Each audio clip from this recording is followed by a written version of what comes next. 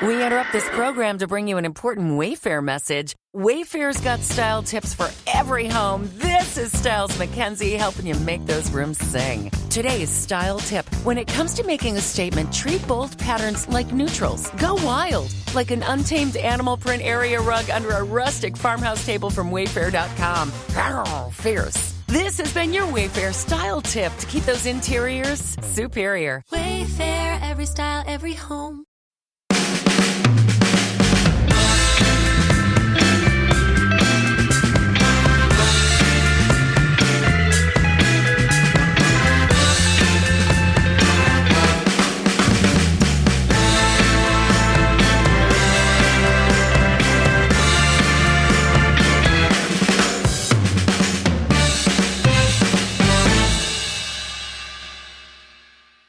Claimed this week that he did not fail at United. Well, he didn't. He absolutely bossed the Champions League semi-final, which a player of his level of ability has absolutely no right to do. Yes, mind you, Anderson also had a good game in that one. So let's put it into perspective, shall we? Yes, let's. How you doing, Ed? Very good. Yes, another win for United. Shored up our 5-point lead in the Premier League title race. 5 points ahead. 4 games to go. It's definitely well into squeaky bum time now, but a solid win against Villa and sets us up nicely for the week ahead, and of course the derby game in a couple of weeks' time. Yeah, Villa game was an interesting one. Obviously, huge pressure heaped on United by City's absolute demolition of Norwich. There was me giving it the old big one. I thought Norwich were going to give City a really good game. And it looked like they might for about 50 minutes or so. Yeah, and then Carlos Tevez giving it the old golf club celebration. Hey! He's pretending to make fun of the whole club as far as I can work out and take the mick out of Mancini, and I don't know, maybe I'm reading too much into it. I'm not sure he's that subtle or bright. Well, I think that's the thing. He's not very bright, and so it was a crass celebration. It's just incredible. He's their hero now, is he? After refusing to play and being kicked out of the club and going on sabbatical for 6 months. Oh, there you go. Football's a strange sport, isn't it? And that's a very strange club. Yeah, absolutely. Perhaps the strangest club anywhere in the world at the moment, Manchester City. Yeah, and that's not just me saying that because of us being United fans. I think it's very strange, the goings on there. But no doubt they've got an effective partnership up front in Aguero and Tevez, and it's a good job he did go on sabbatical for 6 months, really. Well, yeah, I mean, maybe at the end of the season, City will have cause to think, well, what if? What if they'd handled the situation differently? What if they'd accepted Tevez's claim that he just thought he was warmed up enough already? What if? They might well have scored the goals after the new year away from home that they hadn't done previously. And they might not have had that bad patch, and they might not be looking at a 5-point gap in the Premier League. But that's City's loss, our gain, and we've got our own troublemakers in the United side, haven't we? Ashley Young, again, second time in 2 weeks, falling over rather easily, I might add. Oh, what a shame it is to have a player doing things like that. I mean, all right, so yeah, very lazy and poor defending, as Gary Neville pointed out at some length, but there's no question that Ashley Young made sure that there was contact that there wouldn't have otherwise have been by trailing a leg and then jumped a couple of foot in the air to flatten himself on the ground. And I don't know how anyone could argue that that was not a dive by Ashley Young, an attempt to win a penalty that he wouldn't have won without contorting his body into weird shapes. Quite clearly he's deliberately sought the leg. I mean, the defenders allowed him to do it because he's left his leg in there. Don't need to go into that really. I mean, it was covered in some length and kind of thing's been going on for some time. I'm thinking back to Gary Lineker in the 1986 World Cup. He won 2 penalties for England in the quarter-final against Cameroon in exactly the same way. Exactly. Although Young tends to exaggerate his dive hugely, doesn't he? So I wonder whether Alex Ferguson's criticism afterwards that he had exaggerated his dive will have some resonance with Young and he'll calm down. Interesting that you said it's not a habitual thing, and then you look back to years of him doing it at Aston Villa. Yeah, there was some irony, bypass going on in the Villa fans' response to Ashley Young diving to win a penalty against them, because he'd certainly done it a few times to win a penalty for them. A word for our more pedantic listeners, Ed, of course, meant the 1990 World Cup, although Gary Lineker may have dived in the 1986 World Cup, but I don't remember that one. Actually, I don't think I remember him diving in the 1986 World Cup. He scored a few goals in the 1986 World Cup. He sure did, and he had a bandaged hand, and the summers were longer, and all seemed well with the world and all that stuff. Until Butch Wilkins got himself sent off. Well, no, that was the start of it all going right. It was Butch Wilkins getting sent off. That was the beginning of the, and then poor old Robbo done his shoulder, and then that meant that for some reason he had to start Beardsley and Lineker up front, and it all exploded from there, and it was 3-0. They didn't dive in those days. No, Gary Lineker founded it. He did. Or that might have been Franny Lee 20 years earlier. Regardless of, all professionals do it, blah, blah, blah, blah, blah, Ashley Young is a serial offender, and we just don't need that at United. It massively lessens my enjoyment of the game. Once again, it was extremely unnecessary given the context of the game. A game we won easily, and, he had options. I think the one against QPR, he'd sort of run out of options with the move, so there was kind of more point to it, really, but he had a lot of options of delivering a good ball or even getting himself in the position to have a shot, but he only had one thing on his mind, and that was to win a penalty for the team. Serial offender, you said, and all pundits making food analogies. A bad joke. Gary Neville blamed it on the continental culture and ciabatta and balsamic vinegar and a bit of olive oil. Interesting. He is such a xenophobe. Gary Neville. I love Gary Neville, and I like his Twitter account and his incredible punditry and his undisputed status as one of the all-time heroes of Manchester United Football Club, but the man is a raging xenophobe. It's like anything foreign to him means kind of weirdly sophisticated and a bit cheaty. Maybe that's what it was like in his household when he was younger. I guess it's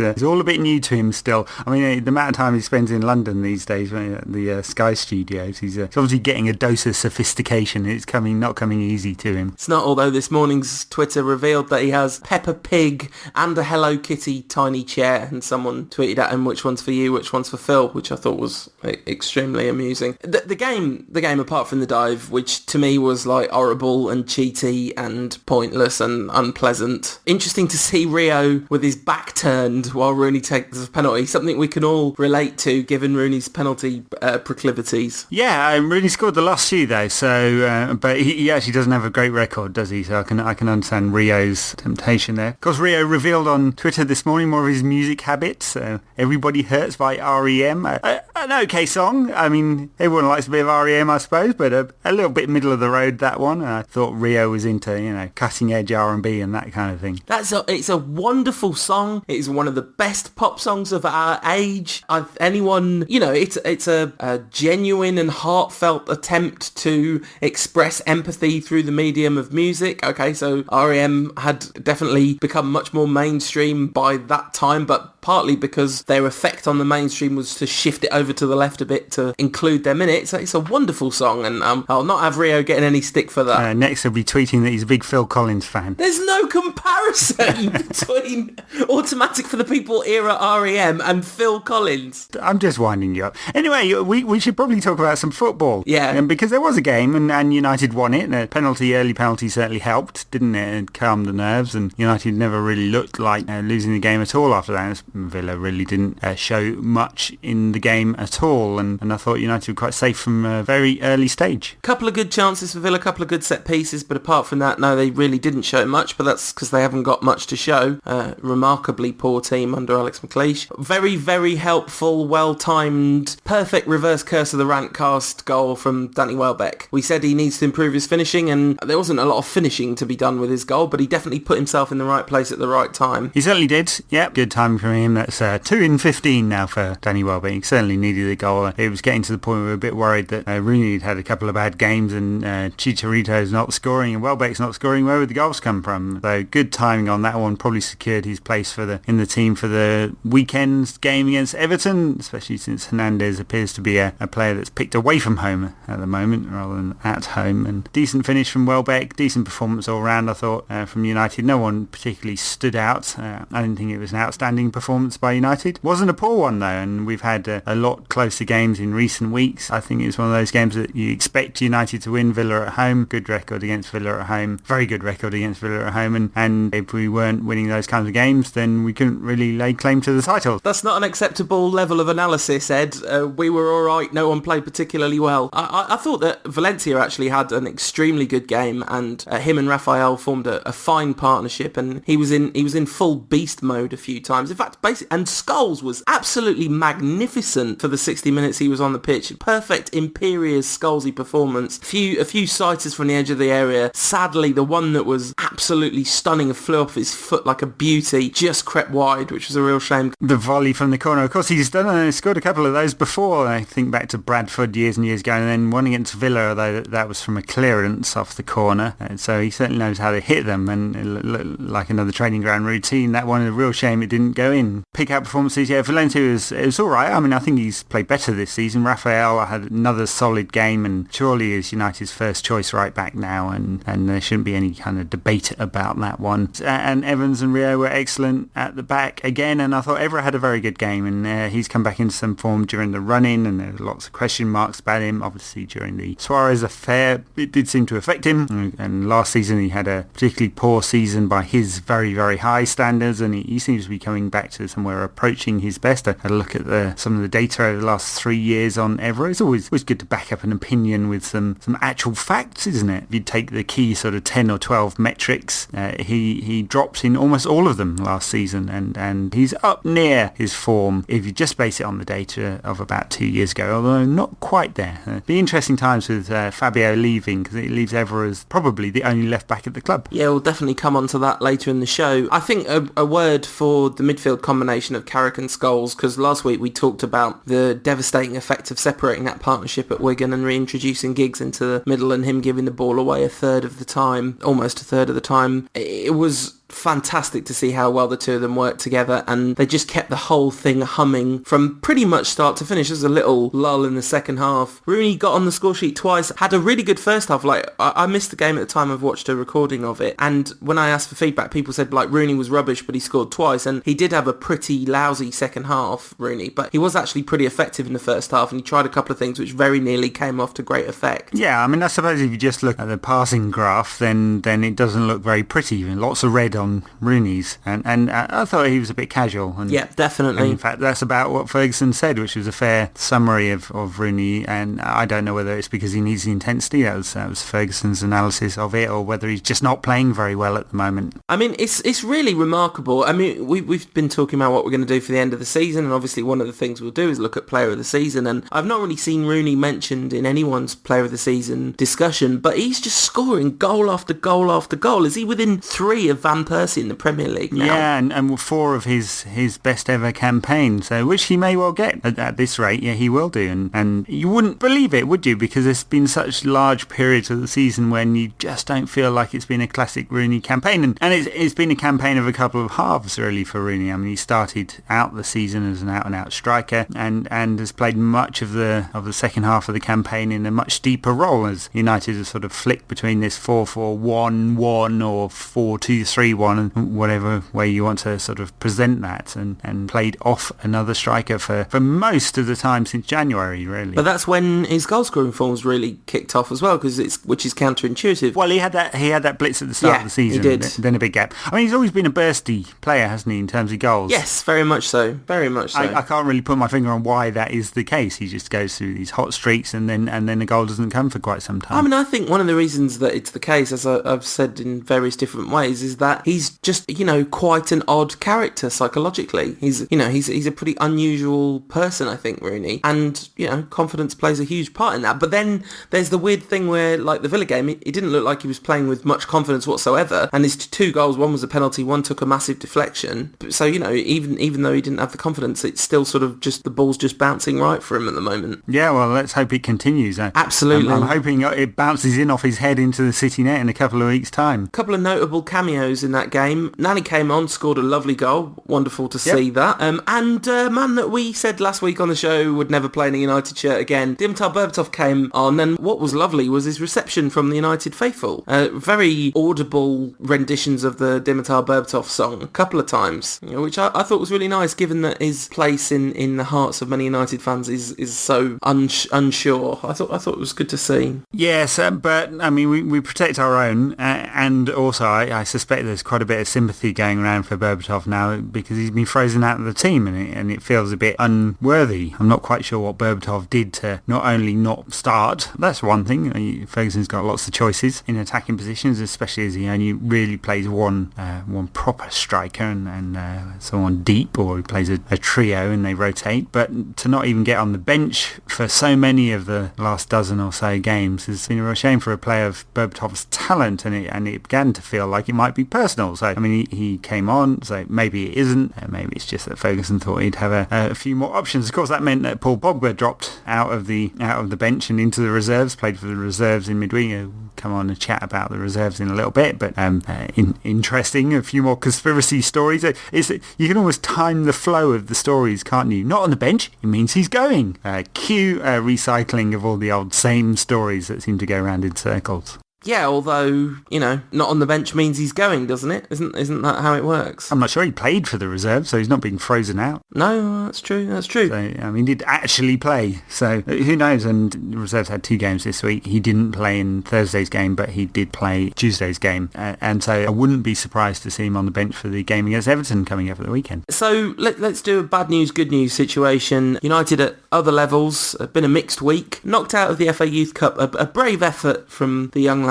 Yeah, Friday night at Stamford Bridge, and it was a brave effort. I thought they played much better than they had done in the first leg, gave a very good account of themselves. Were actually, although Chelsea, good first half, United came more and more into it and were beginning to dominate. And there's a very real pattern to the way both the youth and the reserve teams play, and they basically always play with a sort of 4-3-3, 4-2-3-1, mix of that with one striker, and the youth team play on the floor all the time. It's very much one touch pass move. It's not quite tiki-taka, but it's a good approximation of it, and they've got some extremely talented players in there, and even with a few injuries and a young side, they gave a good account of themselves, and it's a team that's grown over the year. I mean, this is a team that I think has only actually won 6 games in the Academy League, but it's had a very good FA Youth Cup run as the side grew over the course of the season. So many of them will stay together for the next campaign, and they ought to be a good force next season. And I think there's plenty of talent there, and it looks bright from that point of view. Of course, very few of them will ever actually make it at United. That's just the way of things with youth football, but they're a very good side to watch. And then on to the reserves, who've had a blinding season by comparison and taken the Premier League Reserve North Division with, I think they've got 3 games to go or something like that, not including the game against Liverpool played on Thursday, and they'll win it by miles as a result, and a very, very good campaign indeed. Yeah, 2-2 draw against Liverpool, but it was all over with a 6-3 win with a massive comeback from the lads. Very United-esque way to win the league from the little ones. It's a stunning game, actually. Yeah, I mean, I was at the gym, so I only caught half of it on the TV. I had to download more highlights so I could watch it all over again. So it was 3-0 down and within about half an hour, and then came back to win 6-3. And to be honest, it could have been a lot more. And Will Keane got 4, though I think the man who really stood out in the game was Davide Petrucci, the Italian, who many people think has got a bright future at United, and looks like he's going to sign a new contract, which is interesting because he's actually out of contract in the summer, and given he's had so many injuries over the last couple of years and not quite developed as everyone had hoped, and this has kind of been his breakthrough year at reserve level in truth, and he's been excellent most of the season, especially in the latter part, and looks like he's going to be staying at United for the next 3 years. Yeah, which is really exciting. I mean, last week you included him in the list of big hitters from the lower levels at United, who was probably not going to be here next season, but now it looks like he is, so that's really, really cool. There's work to do with him. I mean, he from what I've seen of him, he has drifted out of games, but he's got a lovely pass on him. I mean, he's a technical player, sort of midfielder stroke attacking midfielder. I mean, he's pretty flexible. I wonder whether he's quick enough. We'll see about that one, but they must have, if they're going to award him another contract, they must have some faith in him, or unless you're a complete cynic and it's solely about retaining some transfer value. But let's not be too much of a cynic and believe that Ferguson thinks there's a future for him in the United squad. And he did an interview with Inside United a couple of weeks ago, the magazine, and said he had hoped to go on the summer tour with United, and it's going to be a pretty long and weird tour, going via Asia and South Africa, and looks like Norway as well, so around the world trip, but that'll be a good one for him. him if he gets to go on that tour and gets to play a few games. And Will Keane's absolutely smashed it this season. I mean, he's been completely awesome all season long in the reserves, hasn't he? Well, especially since Diouf left in January. Yeah. He's been the main man, and he's scored quite a lot of his goals since January and got more game time as well. And in retrospect, it's been very good for him, and he's really come of age. And I mean, if United didn't have so many forwards on the books, he might have had more chances in the first team. Obviously got the one opportunity this season, came on as a sub earlier this season, but he'll get chances at United. I think people think highly of Will Keane, and he'll probably go out on loan next season. There's not really a lot of point of him playing another reserve campaign, is there? So maybe a loan to a championship team might well be highly beneficial for him. Well, you've sort of switched from he'll definitely go out on loan then. Do you think it's slightly possible he'll stay now? I can't see it. I mean, I think we're pretty certain that Berbatov and Owen are going, and probably Macheda as well. Although folks bigged up the Italian recently, didn't he? And still says he's got faith in Macheda, but I'd be a real surprise if he's still at the club, at least in a full-time capacity after the summer. He'll go out on loan or be sold, I would think, and so that leaves United with 3 senior forwards. So they'll almost certainly bring in another one. I can't see them relying on Keane as the 4th forward. He might be the 5th forward if they decide to keep him, although that would mean most of the season playing in the reserves again, and I wonder whether there's that much value in that. Yeah, it's a good question. Talking of good questions and strikers leaving in the summer, we've had a question on Twitter which I can't find because sadly it wasn't hashtagged Rankcast, saying, will Ed be providing video evidence of his response if Michael Owen does indeed sign a new contract at United? Well, ladies, if you wish to see me picketing Carrington naked, I'll give you the date and time. You know what? Don't be so quick to rule out our gentlemen listeners wanting to see that as well. We're a welcoming church here at the Rankcast. We accept all lifestyle choices. Yeah. To skip back a topic, at Saruman187 asked an interesting question which I was interested in the answer and put out a question on Twitter myself. How did the Villa away fan experiment go? Of course, in the Villa game, the away fans moved from their normal area to, I think, the 3rd tier of the North Stand? 3rd tier of the North Stand, yeah. Many parts of the ground will not have got the atmosphere from the away fans that is normal at Old Trafford, and they're normally the loudest fans, unfortunately. That's the way of things at Old Trafford these days. But in the North Stand, they got some of that Villa wit. One of the worst collections. I know I've been really down on Villa recently, but their fans are terrible as well. Yeah, not quite as bad as Stoke. I still put Stoke fans right at the bottom of the list of terrible fans. Yeah. There you go. Death threats coming towards my house from Stoke fans. No, they're not, because Stoke fans are not listening to this podcast. You'd be surprised. They definitely haven't got this far into it. They haven't evolved towards podcasts. No, I'm not saying that Stoke fans are incapable of using iTunes. I'm just saying they're probably not listening to the United Rantcast. Yeah. You try and backtrack. The 20 years of the Premier League thing's been going around. I know you're probably annoyed about it because it's an arbitrary celebration of an arbitrary league. Totally. There's way too much arbitrariness. And they missed out 2 key goals. And did I not just talk about them? Paul Scholes against Bradford, how could that not be in the list of potential goals of the last 20 years? And his one against Villa too. Disgrace, I tell you. No, absolutely a disgrace. And I think there's a Shearer volley in there, which is nowhere near the volley that Rooney hit against Newcastle that time. No, that's right. That's the other one. Yeah, I was actually having a chat with an Arsenal fan, and I mentioned those 3 very specifically and said they should have been in there. I'm sort of broadly relaxed about the whole subject, so long as Eric Cantona wins for best celebration. Although it's torn because Fergie and Brian Kidd, that's pretty awesome. I remember Brian Kidd on his knees praising the heavens, and then someone clattered into me from behind and I fell about 3 rows of seats down. So that was a mixed experience for me, but a joyous occasion after Steve Bruce had headed in the second against Sheffield Wednesday all those years ago. That whole thing's weird. I tried to pick a really unbiased team. That meant only 10 United players out of my 11. United have won 12 of these leagues, and so it's got to be a team. If you're going to pick a best of, it's going to be a team that's dominated by United players. Ferguson is clearly manager. Eric Cantona is clearly the player, even if a million Arsenal fans will vote for Dennis Bergkamp and all the press will too. And I'm not actually sure how the voting works for this. Is it an online thing? Or anyway. Yeah, the manager of the year isn't an online thing because I think they wanted to avoid any possibility that Fergie wouldn't get it. Here's the joke in here. Harry Redknapp is in the list.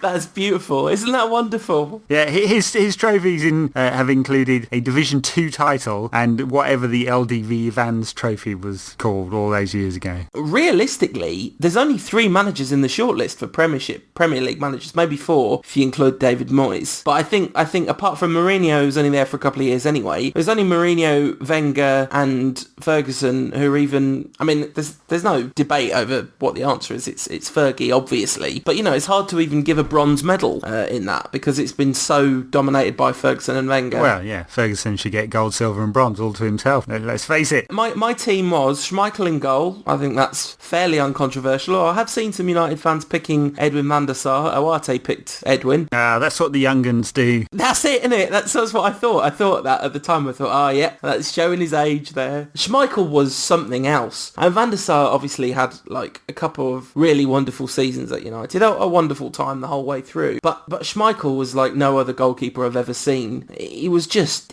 immense. He was like some sort of weird concept rather than just a goalkeeper. He was the very essence of goalkeeping. Yeah, he was the Jonah Lomu of goalkeeping. He was a freak. He was. That's exactly right. Yeah. Obviously a massive personality, had all the skills and scared the bejesus out of any strikers. So, yeah, perfect keeper, and we miss him still. And there's no debate for me there. Schmeichel is definitely the best goalkeeper in United's history. I think he's one of the very best ever from what I've seen. Obviously, I've only seen part of football history, but there you go. Football was only invented in 1992, wasn't it? And I thought he's a better keeper than Van der Sar. Every day I'd pick Schmeichel, so I don't think there's any debate. Right back. I can see people viewing Gary Neville as not the only possible choice, but as far as I'm concerned, Gary Neville is the only possible choice. He's the only possible choice, and of course in that list also included Warren Barton, so I mean, please.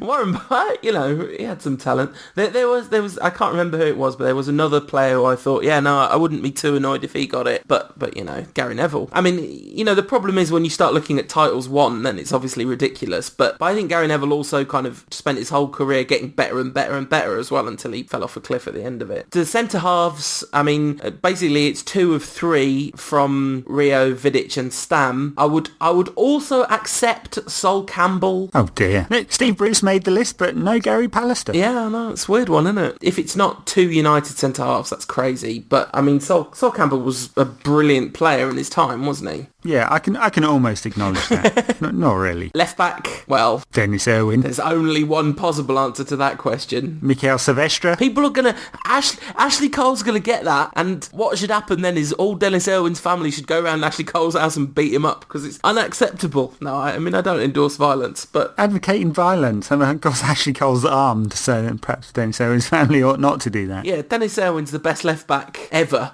as far as I'm concerned. I know it's a big shout. Roberto Carlos might have something to say about that, but God, I loved Dennis Irwin. The midfield 4, there's only one position where there's any debate, and I don't really think there's even that much room for debate there. It's do you have Beckham or Ronaldo on the right? Yeah, well, you have Ronaldo, don't you? But, yeah, you do. But, it's hard on an icon of the last however many years of football, 20 years of football, that he wouldn't make that team. But yeah, of course he disappeared for the latter half of his career, wasn't even in the Premier League, so discounted on that. Well, okay, you can't have that argument and then say it's definitely Ronaldo instead. It's like, how many seasons? Sorry, are we considering any other teams here? Well, no, I mean there really is only 2 choices, and I think Beckham's in with a real shout because he would give balance to that side in a way, but obviously you pick Ronaldo. The best midfield in Premier League history is Ronaldo, Keane, Scholes and Giggs, and there's no argument about it. No, that's very true, but Beckham is definitely on the bench. And then actually where I think there's room for tremendous amount of debate is in the 2 strikers positions, and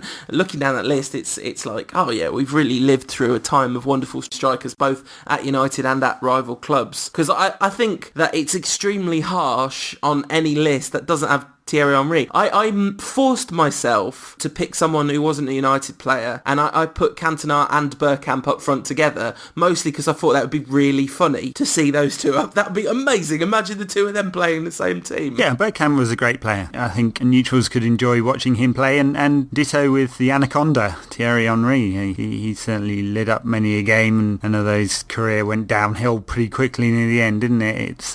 He was a fine player too, and of course Wayne Rooney's not on that list. But Alan Shearer is. Yeah, at Joe Diego24 saying Alan Shearer, one of the finest out-and-out strikers of the Premier League era, the finest, unquestionably, he said something like unquestionably the finest out-and-out striker of the Premier League era. I just wonder with Shearer, I mean, he scored so many goals, didn't he? And it was his strength and his power, the shooting and ability in the air and all-round game and all that, but not a technical player by any means, and he really could have only survived in English football, I think. I think he'd have struggled outside of English football because of his physicality, and something would have been taken out of his game as a result. I mean, maybe, but then you say, I mean, it depends what you mean by technical, because like his technical ability when it comes to finishing and striking from distance and volleying and free kicks and all that stuff is an outstanding technical player. Plus he had that stupid celebration where he just stuck his arm in the air with that stupid grin on his face. You just want to give him a slap. I do think that genuinely makes me think of him as less good than he actually was. That and the punditry. Yeah. Like, he's generally really negatively affected by his general Alan Shearer-ness. Which, you know, when you hear Dennis Bergkamp talk about football, it's an absolute joy. And obviously Cantona, you know, is Cantona. But anyway, we've given enough attention to this massive attention-grabbing move by the Premier League. But solely for PR purposes and completely arbitrary. Something that is not arbitrary and not for PR purposes, Manchester United's reserve player of the year, Dennis Haroun, reserve player of the year. The nominees are Larnell Cole, Jesse Lingard and Michael Keane. 3 fine nominees. They've all had excellent campaigns, and perhaps the surprise, not in terms of his performances, but that he's on this list, and I don't think many reserve watchers would have guessed it, is Michael Keane, who's improved immeasurably over the season, I think, and he's done really well, whether he's playing at right back or quite frequently in the centre too, and he's already made his first team debut and looks like he's got a future, and I'm not sure a lot of people who watched him in the youth team thought that, and then Cole and Lingard, the Xavi and Iniesta of Manchester United's reserve team, as Danny Welbeck called them. 2 fine players, both technical players, flexible players, very modern players, and as long as they can cope with the physical demands of the Premier League, because they are both diminutive, then I think they've both got very good careers ahead of them. Talking of them being diminutive, you've seen the photo doing the rounds of Ryan Giggs teaching Danny Welbeck and Larnell Cole with his back turned. I have seen. Lovely stuff, because Giggs looks about the same age as he is now, and the rest of them are all tiny children. We've been overwhelmed by Twitter questions, so I'll blast them out as fast as possible. One from @office_monkey, ever seeking controversy. Drogba in the summer for free, yay or nay? Nay, no thank you. Not after his performance in Chelsea's 1-0 win over Barcelona in the Champions League semi-final. No thank you, I don't think so.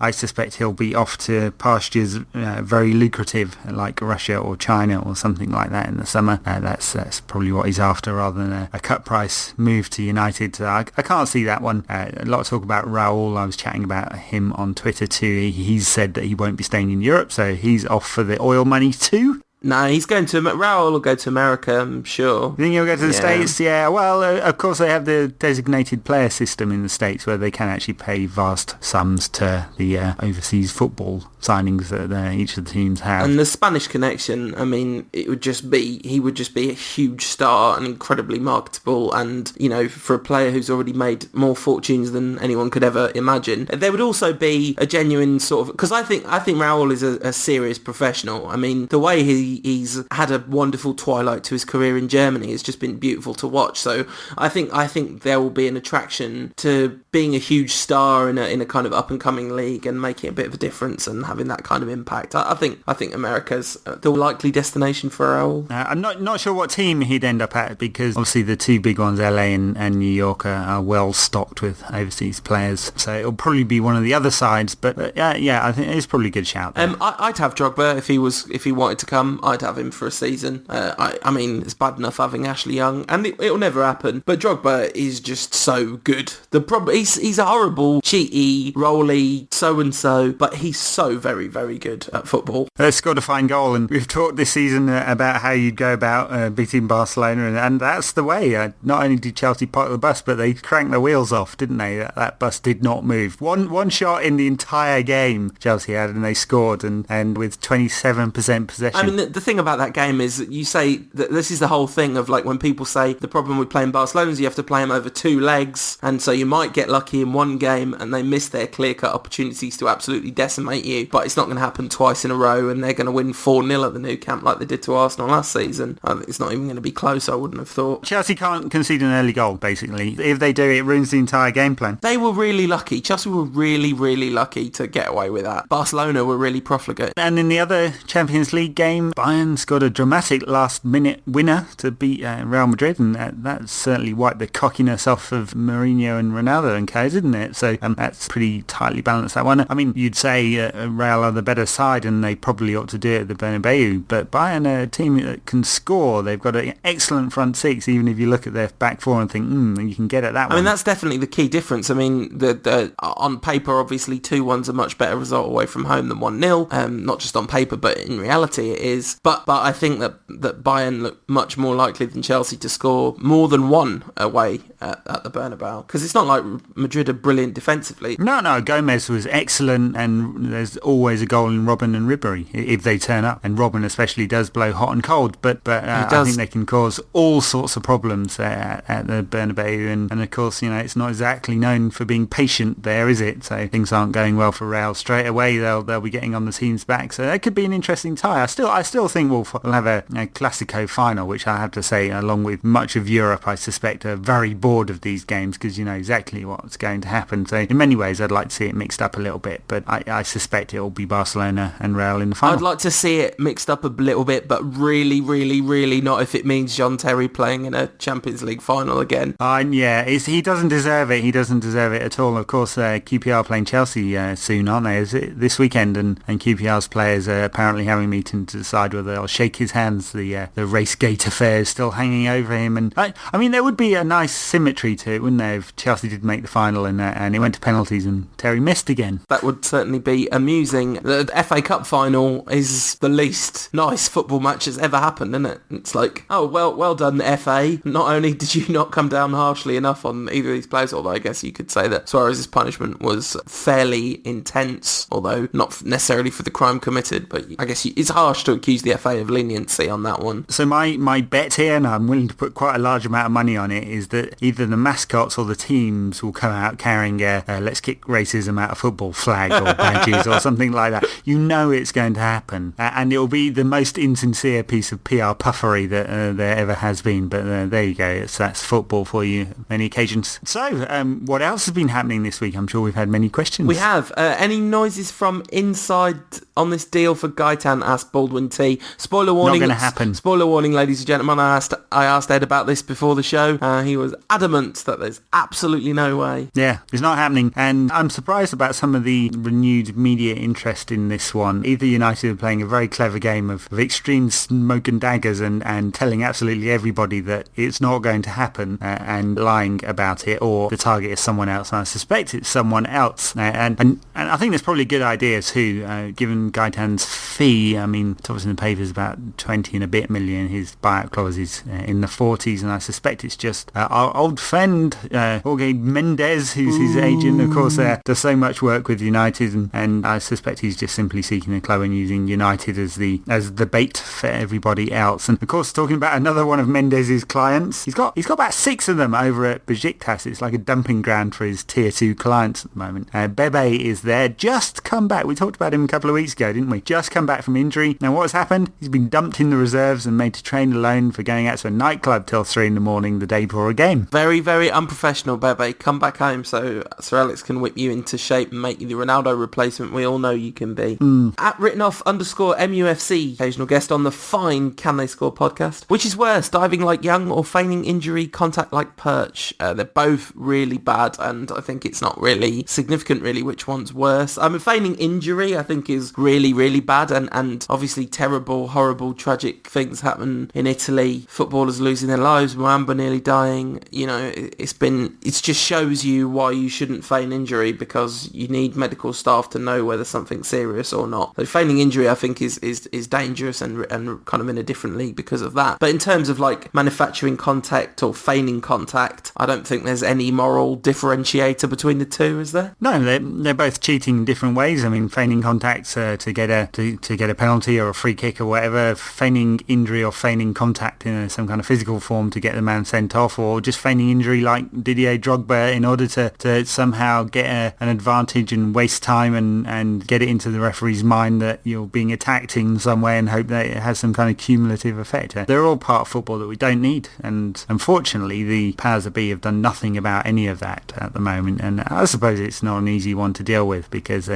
just check the raging debate out on United Rant about Ashley Young, and although it may have seemed obvious to many people that he was diving and something that was pretty distasteful and we don't want it at United, there are an equal amount of United fans, I would say, who have supported exactly what he was doing. Either they don't agree that it was a dive, or they say it's a dive and it's perfectly acceptable because it's winning something for the team, and maybe that's one of the reasons why this continues. We can all feign our moral outrage about this when it's against our team, but when it's for our team, many of us as a football fandom are quite happy to turn a blind eye because we're getting some kind of advantage. Yeah, I mean, I'm not, but there's nothing I can do about it. But I'm not going to say it's acceptable because it's Ashley Young doing it and not Drogba or whatever. It's still rotten, and there's no need for it in the game. Of late, Wayne Rooney has looked off, almost out of gas. Should next season see him play at number 9 and concentrate solely on goals? Asks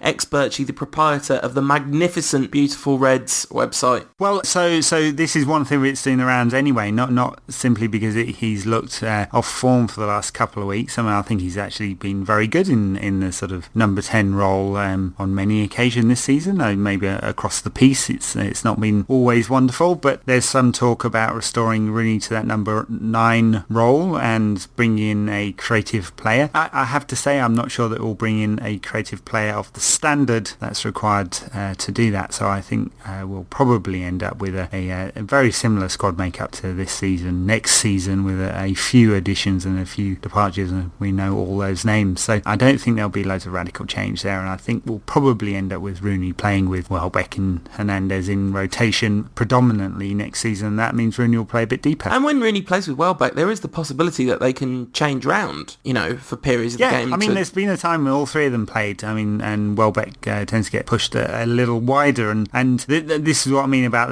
perhaps the change in the way United are going to play. I mean, we saw some of that the early part of this season, didn't we, when they played at pace and one-touch football was built around cleverly, and they've kind of changed to a much more possession-based game in the second half of the season. And that's perfectly fair enough because that's what we need to do to get the job done. But if Ferguson's going to try and inject some pace into the side and play in a more dynamic way next season, which appears to be the noises, then I think they're going to be flexible and they'll play a fast pace of attacking, exciting football. That's what we'd all like, isn't it? And Wayne Rooney's excellent for that because he's such a flexible player.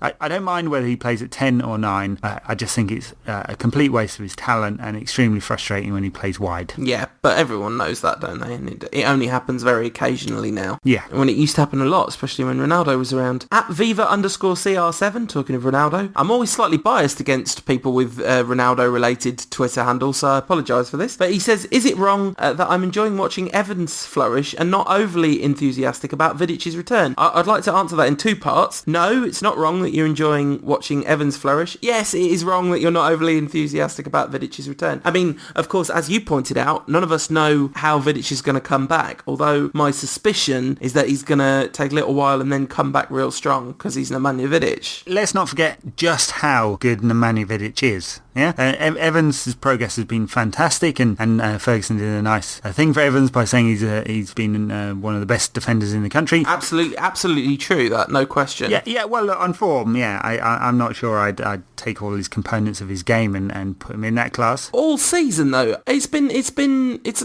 not like form as in like he's had a few good games. He's been magnificent for about 20 games. Yeah, fine. But are you telling me you'd pick Evans above Vidic, a fit Vidic? No, obviously you wouldn't. not. Of course you wouldn't. So now I'm looking forward to Vidic coming back because I think he's one of the finest defenders in Europe and he'll make a big difference to United's performance. Rio's not getting any younger. I don't think Evans needs to worry about his place as such in the squad. He's going to play plenty of games next season. He's had an excellent campaign. It's a progress in his career and he's first in the queue right now to be sort of first reserve after Rio and Vidic if one of them isn't going to play next season. Brilliant questions, but we rambled on for such a long time about the Premier League's top 20 that we've not really got time to get to too many more. How likely is it that we will be able to sign Modric, let alone afford him? Asks MGZ93. Absolutely no chance. Be lovely, but sadly Modric is only in all of our Football Manager 2012 squads, not in actual real United squad. At Gaz Brown asks a question which I want to get to because it really struck me hard when I heard it as well. Sid Lowe was asked on Football Weekly this week about Ronaldo's success in Spain in terms of just how many goals he scored compared to how many goals he scored at United. And I don't know, the premise of the question was kind of wrong because wasn't there a season where he scored a ridiculous record-breaking number of goals for us? 42, yeah, and then he got something like 26 season afterwards, which was injury hits. Certainly his last two seasons with United just started the pattern that he's carried on at Madrid. But to get to the question, Sid Lowe was asked why it was that he'd kind of exploded in Spain. And rather than denying the premise of the question, which is what he probably should have done, he said, he was asked whether it's a difference in the level of kind of defences that he's up against and teams that he's up against. And Sid Lowe said,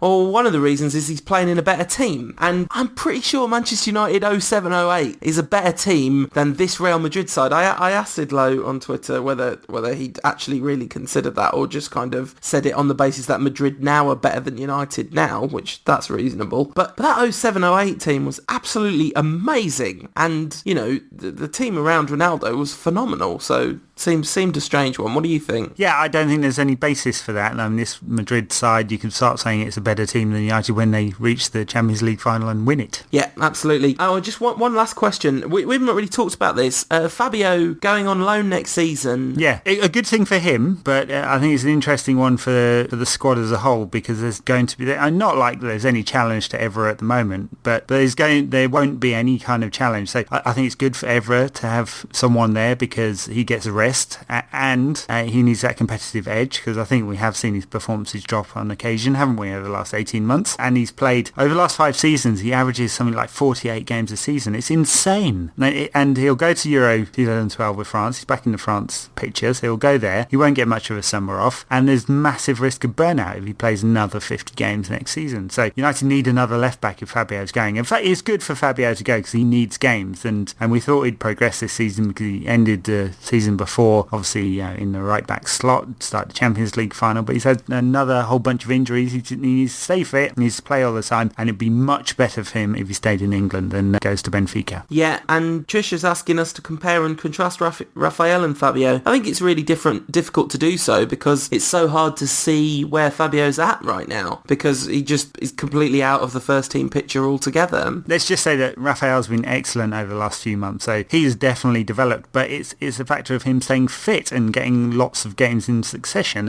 and good measure of how excellent we think he's been. When he missed a game recently and Jones started at right back, we were lamenting the fact that Rafael wasn't in the side. So I think Rafael has become a proper United right back. He's making far fewer mistakes than he has done. I don't see him as a liability and he offers loads going forward and he's got a great partnership with Valencia. It'd be nice if Fabio can come up to that kind of standard. He's got the talent, he just needs to get games and stay fit. And a loan will do that for him. I may not keep him fit, but it'll certainly get him games. And I hope it's in the Premier League. And he's a good enough player that it doesn't have to be too far down the Premier League either. But I suppose Ferguson doesn't really have a problem sending his overseas players overseas. It does tend to send his domestic players to domestic clubs. But it would be better for him if he stayed in England. I wonder if it'll be I wonder if it'll be specifically Wigan. I think that's the destination that makes the most sense. Well, if Figueroa goes, which looks like it's possible actually, there's some talk about that one, then that'd be a nice slot for him. Yeah, because, I mean, obviously, then he doesn't have to be separated from Rafael, in terms of lifestyle and stuff. Final question from @Gareth__. That's 2 underscores after his name. He says, after being announced as the world's richest club. Do you expect Fergie to spend big? Now, I'm definitely not having a go at Gareth because it's an understandable misconception, but this is a complete nonsense. Long-term listeners will remember we've talked about this a good amount in the past. That list is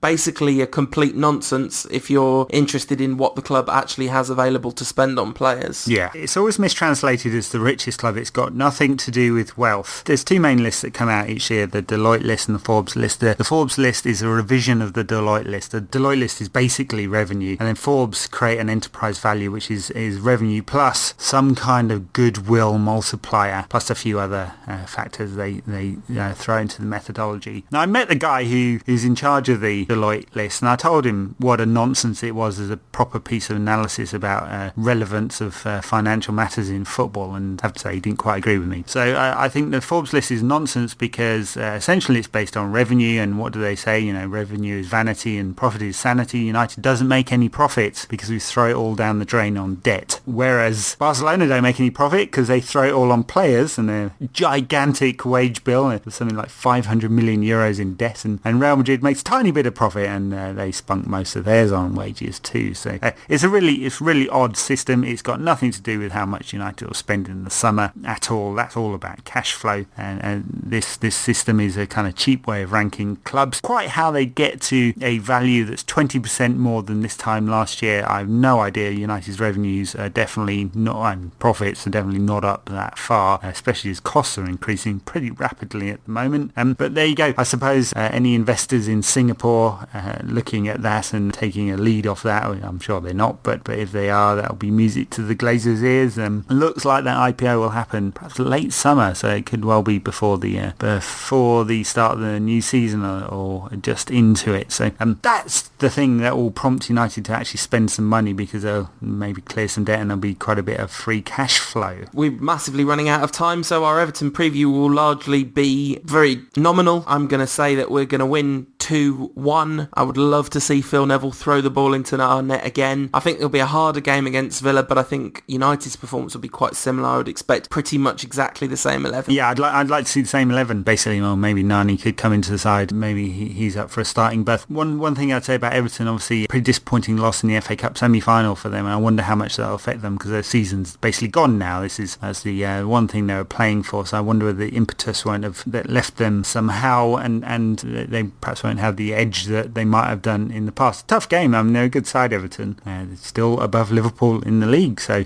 but yeah. Howard, the G-Bomb, Phil Neville, they're all red agents there. They know where the loyalty's at, and I expect United to go and win, and I'm going to say 2-0. Oh, blimey, nil. No, I think it's going to be 2-1 because I think Darren Gibson's going to get one. I think it's written in the stars. We're going to get shoot. I really, really, really hope that every time he gets the ball anywhere in Everton's half, the whole Stretford end starts shouting shoot. I'm really looking forward to that. Yeah, but the thing is, he'll probably spank on in from 35 yards last minute to beat us. No, it's not going to happen. So 2-0, you're saying 2-1, I'm saying. Listeners, we're glad you're with us at this incredibly exciting time in the season. We thank you very much for listening. If you've enjoyed the show, feel free to throw us up a nice review on iTunes, which some of you have been generous enough to do, and a couple of them have absolutely made my day, so thank you very much for them. If you want to get in touch with us between shows, you can at Edward, that's at United Rant, or you can at me, that's at UTD Rantcast. If you want to submit a question to the show, just at me on Twitter and use the hashtag Rantcast, because then I can find it during the show recording, because we're starting to get loads of questions, which is awesome. If you really, really like the show, you're welcome to throw us a few pennies just to help cover the cost of equipment and bandwidth. That's unitedrant.co.uk/donate, and could not be more grateful to the people that have already donated. Some people have been super generous. Yeah, and if you're a Mr. B. Gates or M. Zuckerberg and you fancy throwing a few of your well-earned shekels and IPO funds our way, feel free. Yeah, no, absolutely. If you want to set us up for life, that's fine, and we'll repay the favour by doing 2 rantcasts a week. We get asked that quite often.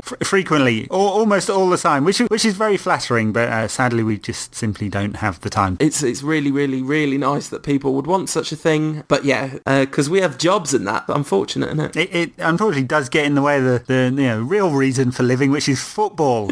and there will be football back this weekend. It's going to be a big weekend. United, Everton, City, Wolves. You'd expect an easy win for the Wolves there. They're a proper big club with some real history.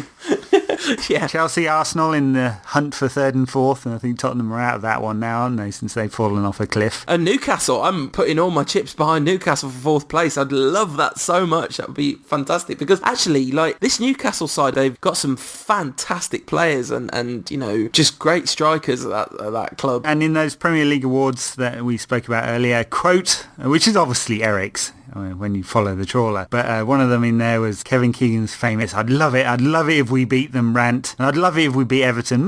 Perhaps not as much as Kevin Keegan would have loved it, but I think we'll do it. I think we'll go into the derby 5 points ahead, and that's a massive advantage and a big psychological boost. It's all too much. We'll be back next week. See you then.